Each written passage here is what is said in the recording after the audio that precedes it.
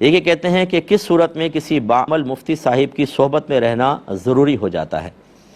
دیکھیں، یہ اگر صرف مفتی صاحب کا آپ پوچھ رہے ہیں تو اس صورت میں ضروری ہو جاتا ہے کہ جب آپ فتوے میں مسائل بتانے میں مہارت تامہ حاصل کرنا چاہیں۔ یہ بغیر کسی ماہر مفتی کی صحبت کے ہو ہی نہیں سکتا، گارنٹی سے ہم کہتے ہیں۔ ہمارے کیونکہ اکابرین نے یہ لکھا ہے، اگر کوئی جتنی بھی فقہ کی کتابیں پڑھ لے، کتنے ہی مسائل پڑھ لے، جب تک کہ وہ کسی ماہر مفتی کی صحبت میں نہیں آئے گا، بہت ہی مشکل ہے کہ وہ صحیح مسائل بتا سکے۔ اس کی بہت سی وجوہات ہوتی ہیں، تو بہرحال اس صورت میں تو مفتی صاحب کی صحبت میں رہنا ضروری ہے۔ لیکن چونکہ آپ نے باعمل کہا، اس سے ایک اشارہ ملتا ہے کہ شاید آپ روحانی تربیت کے اعتبار سے بھی کچھ معلوم کرنا چاہتے ہیں۔ اگر ایسا ہے تو پھر اس میں مفتی ہونا لازم نہیں ہے۔ غیر مفتی بلکہ غیر عالم بھی بعض اوقات ایسے ہوتے ہیں جو باعمل ہوتے ہیں، نیک ہیں، پرہیزگار ہیں، ان کا ظاہر بزرگی کا حامل ہوتا ہے۔ آپ ان کے ساتھ بیٹھیں گے، آپ کو خدا یاد آئے گا، ان کے پاس بیٹھیں گے گناہ کا خیال بھی نہیں آئے گا، ان کے پاس بیٹھیں گے تو نمازوں کی پابندی کا خیال آئے گا، سابقہ گناہوں پر توبہ کا خیال آئے گا، توبہ پہ ندامت محسوس ہوگی۔ وہ تو پھر اتنی اچھی صحبت، یہ بہت اچھی صحبت ہے۔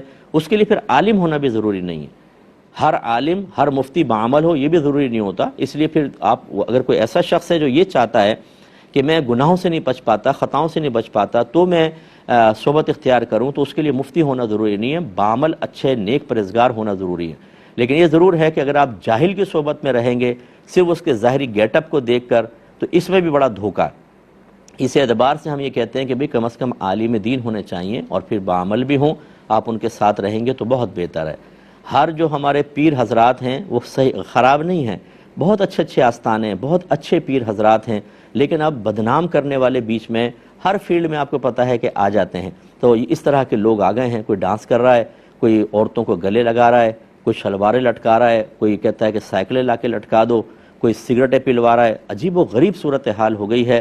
ایسی صورت میں لوگوں کو یہ تو پتہ ہی نہیں کہ حقیقی باعمل کون ہوتا ہے۔ وہ سمجھتے ہیں کہ یہ فقیری انداز ہے، یہ ملنگ والا انداز ہے، اور وہ بیچارے ان کی صحبت میں جاتے ہیں، وہاں پہ جا کے جو کچھ ہوتا بھی ہے نا تقوی پرہیزگاری، وہ بھی ختم ہو جاتا ہے۔